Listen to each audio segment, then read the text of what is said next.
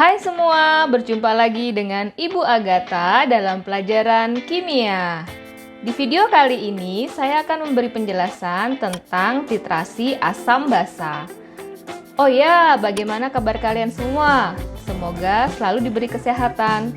Jangan lupa selalu mencuci tangan kalian dan menjaga kebersihan.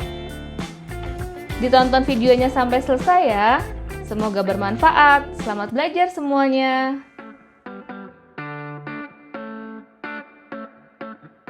Teman-teman semua, hari ini, di video kali ini, kita akan belajar tentang titrasi asam basa untuk teman-teman kelas 11 SMA.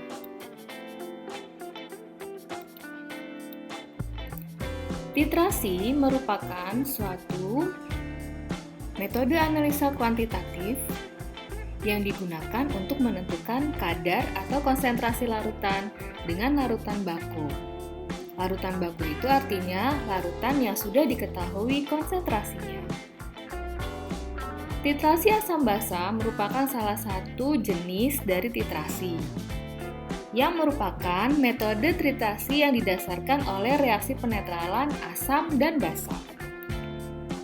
Nah, untuk menentukan titrasi asam basa ini, kita bisa menentukan kadar konsentrasi larutan asam dengan larutan basa sebagai larutan bakunya, atau untuk menentukan kadar basa dengan larutan asam sebagai larutan bakunya, atau larutan yang sudah diketahui konsentrasinya.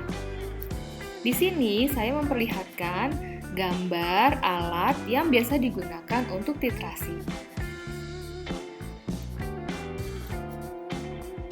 Ini adalah istilah-istilah penting dalam titrasi. Yang pertama adalah titik ekivalen. Titik ekivalen itu berarti titik di mana asam dan basa tepat ekivalen. Atau dengan kata lain, mol asam sama dengan mol basanya. Yang kedua adalah istilah titik akhir titrasi, yaitu titik saat terjadi perubahan warna. Yang ketiga, titran atau titer.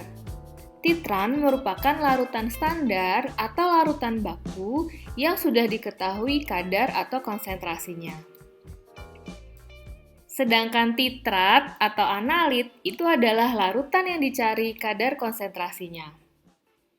Biasanya, indikator yang digunakan dalam titrasi asam basa ini adalah metil merah, bromtimol biru, dan fenolftalein. Ini adalah gambarnya. Nanti, larutan baku akan diletakkan di dalam buret. Kemudian, larutan yang ingin diketahui kadar konsentrasinya terletak di dalam Erlenmeyer. Dan ini adalah salah satu contoh indikatornya. Jika larutan sudah berubah warna, berarti titik akhir titrasinya tercapai. Bagaimana prosedur titrasi asam basa? Seperti yang Bu Agatha tadi sampaikan, larutan yang dicari kadarnya itu diletakkan di dalam Erlenmeyer, kemudian diberi indikator asam basa yang sesuai. Indikator yang digunakan harus memiliki pH sesuai range pH saat titik ekivalen. Fungsinya untuk menentukan titik akhir titrasi. Nah, tadi ini juga sudah saya sampaikan bahwa larutan baku, asam atau basa itu diletakkan di dalam buret ini ya. Larutan yang dicari kadar atau konsentrasinya ditetesi larutan baku sedikit demi sedikit hingga tercapai titik ekivalen. Ini adalah set alatnya. Ya. Jadi, letakkan dulu larutan yang akan dicari konsentrasinya ke dalam Erlenmeyer. Kemudian, larutan yang sudah diketahui konsentrasinya diletakkan di buret. Nanti, setetes demi setetes. Dan akhirnya akan terjadi perubahan warna seperti C ini. Kalau sudah terjadi perubahan warna, maka titrasi harus dihentikan. Kita lanjut ke contoh soal ya. Seorang siswa melakukan percobaan titrasi asam basa seperti gambar berikut. Gambar yang pertama, siswa mengisikan larutan ke dalam buret tanpa corong. Yang kedua, siswa mengisikan larutan ke dalam buret dengan corong yang diangkat. Yang ketiga, siswa mengisikan larutan ke dalam buret dengan corong tanpa diangkat. Keempat, siswa melakukan titrasi dengan posisi tangan seperti pada gambar. Di gambar tersebut, Erlenmeyer dipegang dengan tangan kiri, sedangkan untuk mengatur kerannya, dia memegang dengan tangan kanannya. Kalau gambar nomor 5, siswa melakukan titrasi dengan posisi tangan seperti pada gambar tersebut. Kalian bisa melihat ya, tangan sebelah kanannya yang memegang Erlenmeyer dan yang mengatur kerannya adalah tangan kiri. Sekarang, kita coba lihat pertanyaannya. Berdasarkan gambar kegiatan siswa tersebut, teknik yang tepat untuk menuang larutan ke dalam biuret dan melakukan titrasi terdapat pada pasangan gambar nomor berapa? Kita lihat lagi satu persatu. Gambar nomor 1, siswa mengisikan larutan ke dalam buret tanpa corong. Ini tidak sesuai dengan standar teknik laboratorium ya teman-teman, karena kalau tidak menggunakan corong, nanti bisa larutan atau zat cairnya itu akan mudah tumpah. Kemudian, gambar yang kedua, siswa mengisikan larutan ke dalam buret dengan corong yang diangkat. Ini adalah cara yang tepat, dia menggunakan alat bantu corong supaya mudah memasukkan zat cairnya. Dan fungsinya corong diangkat itu berarti ada ruang untuk oksigen sehingga zat cair bisa mengalir dengan lancar. Gambar yang ketiga, siswa mengisikan larutan ke dalam buret dengan corong tanpa diangkat. Nah, kalau tanpa diangkat berarti tidak ada rongga udaranya. Yang keempat, siswa memegang Erlenmeyer dengan tangan kiri dan yang kanan dengan keran. Nanti ini akan menyulitkan dia pada saat mengaduk-aduk Erlenmeyer. Dan yang tepat adalah posisi tangan nomor 5. Memegang Erlenmeyer dengan tangan kanan dan nanti mengatur kerannya dengan tangan kiri. Sehingga jawaban yang tepat adalah gambar 2 dan 5, yaitu opsi C. Semoga jelas ya prosedur untuk titrasi asam basa ini. Sekarang kita lanjut jenis dan kurva titrasi asam basa. Yang pertama adalah kurva titrasi asam kuat dengan basa kuat. Pada titrasi ini, zat penetrasinya adalah basa kuat. Zat penetrasi itu adalah larutan yang berada di buret atau disebut dengan larutan baku yang sudah diketahui konsentrasinya. Daerah perubahan pH yang drastis itu terjadi pada pH 4 sampai 10. Kita bisa melihat ya, ini ada lonjakan pH-nya. Kemudian, pH titik ekivalen terjadi pada pH 7. Ingat lagi titik ekivalen itu di mana mol asam sama dengan mol basa. Nah, indikator yang digunakan adalah metil merah, bromtimol biru, dan fenolftalein akan terlihat lebih tajam. Ingat ya, kalau asam kuat itu dimulai dari pH yang rendah. Ingat, asam itu kan di bawah 7. Karena asamnya kuat, maka pH-nya itu mendekati 0. Di sini terlihat angka 1. Begitu. Karena penambahan NaOH itu kan basa, maka perlahan-lahan pH-nya akan semakin bertambah. Yang kedua adalah kurva titrasi basa kuat dengan asam kuat.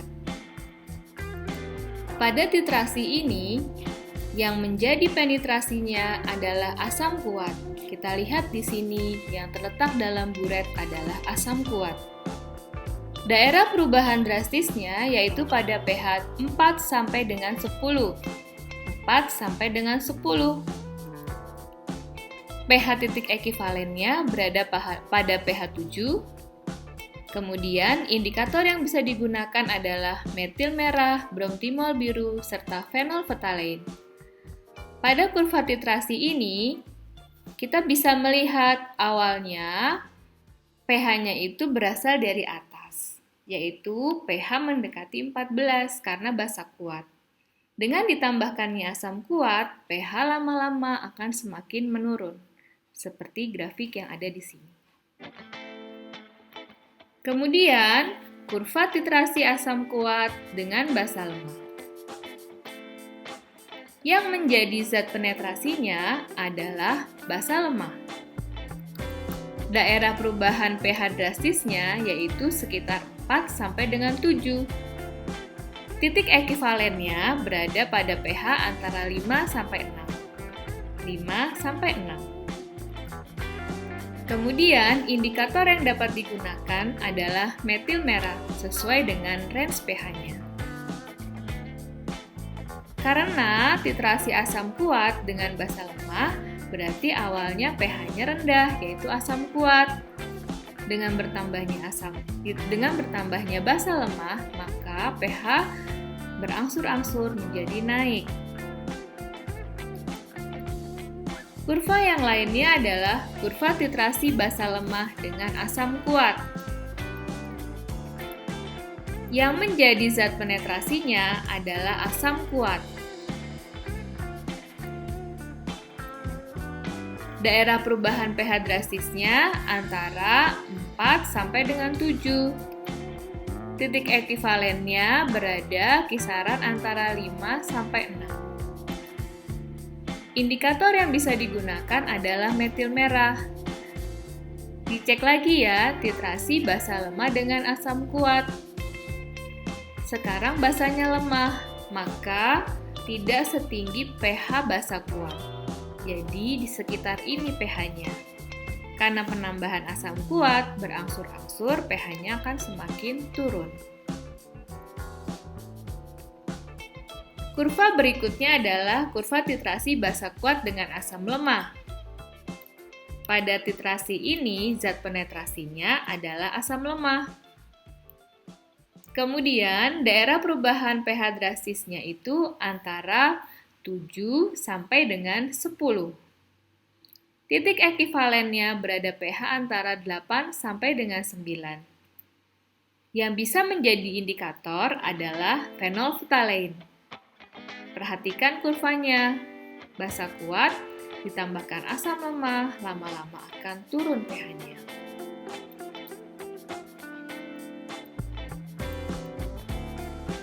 Kurva berikutnya adalah kurva titrasi asam lemah dengan basa kuat. Yang menjadi zat penetrasi adalah basa kuat dan daerah perubahan pH drastisnya antara 7 sampai dengan 10. pH titik ekivalen berada pada pH 8 sampai dengan 9. Indikator yang bisa digunakan adalah indikator fenolftalein yang disingkat dengan PP. Dilihat kembali ya kurvanya, asam lemah ditambahkan basa kuat, pH-nya berangsur-angsur menjadi naik. Perhitungan pada titrasi asam basa. Seperti yang sudah Bu Agatha sampaikan tadi, bahwa pada saat titik ekivalen, mol asam itu sama dengan mol basanya. Namun dalam perhitungan ini, kita harus memperhatikan valensi asam dan valensi basanya. Sehingga, rumus yang ada dalam titrasi asam basa adalah Ma kali Va dikali valensi sama dengan Mb dikali Vb sama dengan valensi. Istilah A itu berarti untuk asam, sedangkan B itu untuk basa. Contoh soalnya sebagai berikut. Sebanyak 40 ml larutan H2SO4 tepat dinetralkan oleh 60 ml larutan NaOH 0,1 molar. Berapakah konsentrasi larutan H2SO4? Tepat dinetralkan berarti terjadi titrasi asam basa. Ingat ya bahwa titrasi asam basa merupakan reaksi penetralan asam dengan basa. Yang ditanya adalah konsentrasi, berarti molaritasnya. Ingat lagi rumusnya, Ma kali Va kali valensi sama dengan Mb kali Vb kali valensi. Yang ditanya adalah Ma. Masukkan Va-nya yaitu 40 ml. Valensi asamnya adalah valensi 2 untuk H2SO4. Mb berarti molaritas dari NaOH yaitu 0,1. volumenya adalah 60 ml. Valensi untuk NaOH adalah 1. Sehingga kalau kita hitung, Ma-nya atau konsentrasi larutan H2SO4-nya adalah 0,075 molar. Contoh soal yang lainnya. Berikut data hasil titrasi HCl dengan larutan BaOH 2 kali dengan molaritas 0,2 molar. Itu harusnya 0,2 molar ya. Ini adalah data percobaannya. Percobaan pada titrasi itu biasanya 3 kali untuk akurasinya. Ingat ya, percobaan diulang sebanyak 3 kali. Percobaan pertama, kedua, dan ketiga, volume larutan HCl-nya sama, yaitu 15 ml. Pada percobaan pertama, volume larutan BaOH 2 kalinya sebanyak 30 ml. Pada percobaan kedua, 29 ml, dan yang ketiga, 31 ml. Berdasarkan data tersebut, konsentrasi larutan HCl-nya berapa molar? 0,2, 0,4, 0,6, 0,8, atau 1 molar. Karena ada 3 percobaan, maka kita rata-rata volume larutan BaOH 2 kali. 30 tambah 29 ditambah 31 dibagi 3, yaitu 30 ml. Setelah itu, gunakan rumus titrasi. Ma kali Va kali valensi sama dengan Mb kali Vb kali valensi. Ma-nya yang ditanya, volume asamnya yaitu 15 ml, valensinya 1 untuk HCl. Molaritas basanya yaitu 0,2 molar.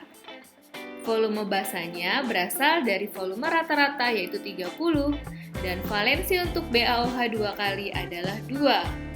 Sehingga setelah dihitung, molaritas HCl-nya adalah 0,8 molar. Jawabannya adalah opsi D. Soal yang lainnya. Sebanyak 2 gram cuplikan NaOH dilarutkan dalam 250 ml air.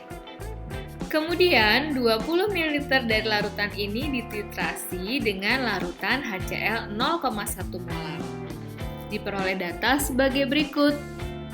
Pada percobaan pertama, volume larutan HCl-nya 24 ml. Pada percobaan kedua, 26 ml. Dan percobaan yang ketiga yaitu 25 ml. Pertanyaannya, berapakah kadar NaOH dalam cuplikan tersebut? Dengan rumus titrasi, kita cari dulu molaritas basanya, yaitu molaritas NaOH.